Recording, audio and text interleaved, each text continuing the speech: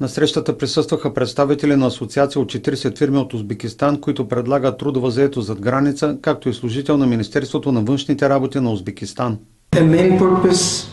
Целта на нашето посещение в Русе е да чуем вашите изисквания и препоръки за директна работа с българските компании без посредници.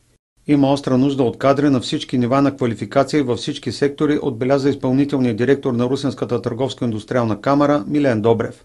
Нашите усилия като търговско-индустриална камара са насочени наред с всичко останало и към подобряване и оптимизиране на този процес по трудова мобилност и разбира се стараем да предлагаме комплекс от услуги, например конкретно в контекста на тази тема адаптационно обучение на работници, които да имат възможността да започнат с компаниите. Разбира се, по съобразно потребности на компаниите, нещо, което да помогне по-бързото навлизане на пазара на труда.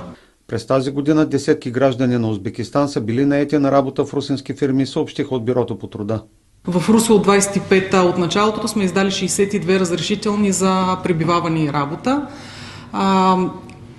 Системата е така направена, че тези процеси се движат основно в София. Агенция по заетостта има няколко офиса в страната, които са способни да приемат заявления. Русе не е такова. Апела на бизнеса за намиране на служители от трети страни става все по-силен. Така че се надявам в един момент, когато цифрите станат могат да ги видят така по-сериозно, да се замислят и да направим това. Все пак в бюрото по наследство имам експерт, който е доста добре обучен, мога да кажа, тъй като преди години тези разрешителни са се издавали и в Русе. За миналата година над 10 000 молби са били подадени за достъп до пазара на труда в България от граждани на трети страни.